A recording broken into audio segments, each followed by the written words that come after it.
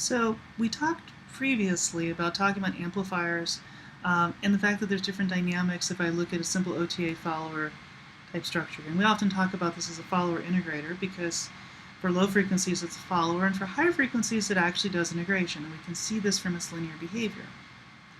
And this all comes out of looking at this nice nonlinear equation.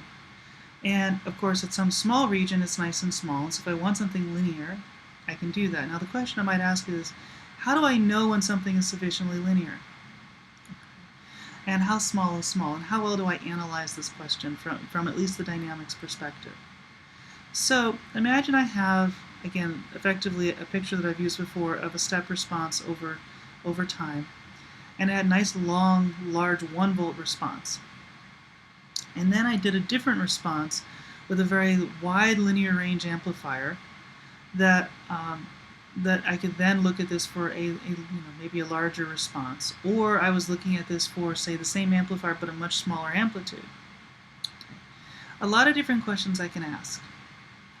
And so now the question is, well, how do I do the analysis? And my favorite way of doing the analysis, it kind of utilizes the fact that I've got data sitting in MATLAB, in Scilab, in some sort of mathematical analysis program, because I know that when it gets close to its DC point, it really should look like an RC behavior. So I should be able to extrapolate out the DC point here, and if I subtract that DC point out, I basically subtract the signal minus its DC component, I should be able to see a nice exponential behavior. And given that exponential behavior, if that's what I'm expecting, then if I take the log of that signal, or I take the log of that structure versus time, now I'm going to get a very different structure, because now I'm going to see something where if it's a straight line on that curve, it's now going to give me, I know where I have an exponential behavior. And remember, the human eye is extremely good at finding straight lines. We seem to find that in patterns everywhere.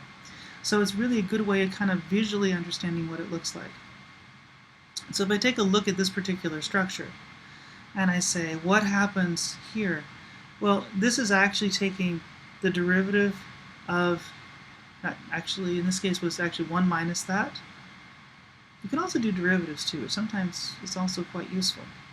But this is 1 minus that, and then I take the log. And what you find here, in this case, of course, and so you're saying, well, how much is the voltage change? And in this case, actually, let's assume that we're doing a derivative. And what you find is it's basically flat all the way through. You can do a derivative numerically if you like, or just 1 minus and usually see the same behavior. But here you can be careful of it, and you get a very nice constant behavior.